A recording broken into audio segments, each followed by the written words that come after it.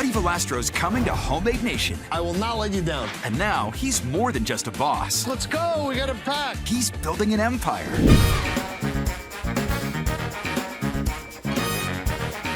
Well, listen, thank God my hand is doing well. I'm probably not going to be a hand model, but I got my dexterity. I got to get one more surgery. I can't really move that middle finger over right there, to be quite honest. But I'd say I'm about 95%, which is a miracle. Thank God.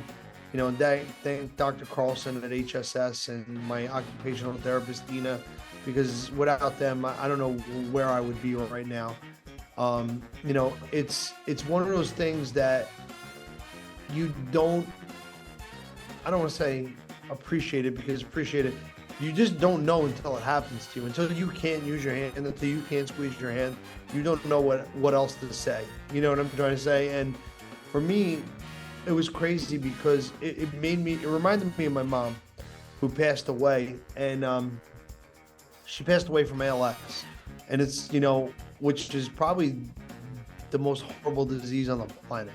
You know, one day you can use your hand, the next day you can't, and you'll never use it again. And, you know, when that beginning stages of when that happened to my hand, I just thought of my poor mother, you know, like, and luckily I got motion back and I was able to do it. But it was really traumatic, you know, and it makes you really stop and smell the roses. Now, I'm definitely a lot more careful with my hands, but you know, I'm very mechanically inclined, and you know, I've been using my hands in everything since I'm a kid.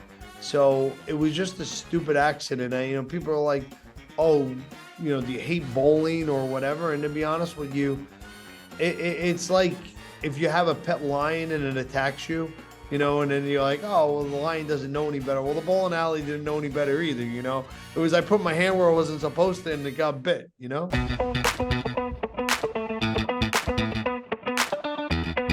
This happened in September, right? And it wasn't until my final surgery in March. I had 5 surgeries between September and March.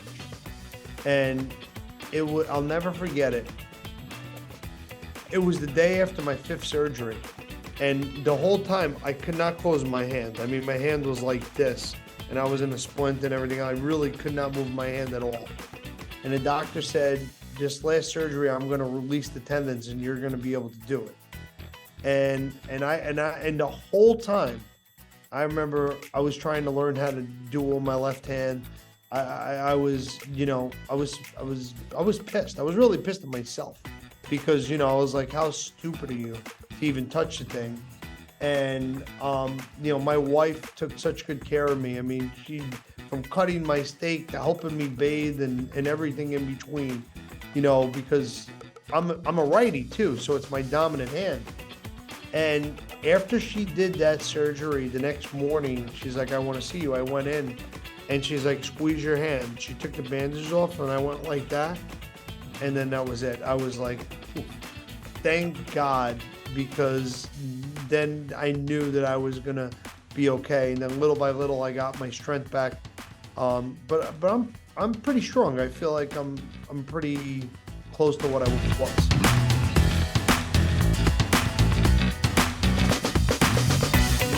We got some really amazing cakes coming up this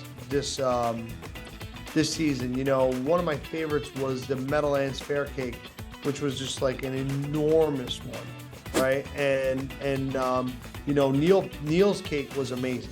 I mean, it was just amazing. And you know, I've been friends with him and David for years, so I make their kids cakes. So when they asked me to make a cake, you know, I just wanted to do something fantastic, and they're the best.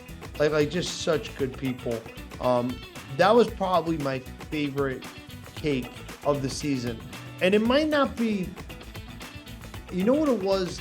It had like a wedding cake flair to it. It wasn't a wedding cake, but there's something spectacular about like a tiered cake that, you know, look, you could do the wicked cake. Fantastic, right? But it's shaped like a witch. It doesn't almost look like a cake. Yeah, more traditional. You know, Neil's cake was like what I was born and bred on. So to be able to do that and do that for amazing people and good friends, you know, it was awesome.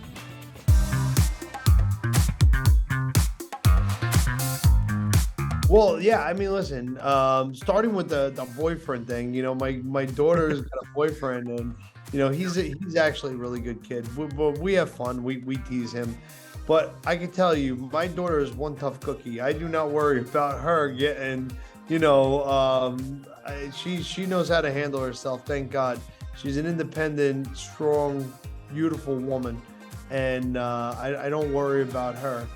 As far as the fact of watching them able to appreciate what I do, I think that they always knew how hard I worked, and they saw it.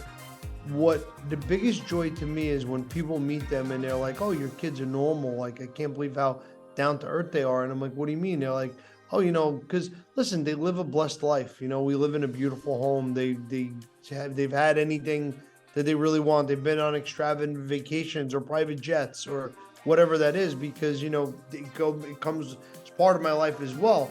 But they also scrub floors, and they also know what it takes to work hard and appreciate things. So being able to show them the balance of that is really, really awesome for me.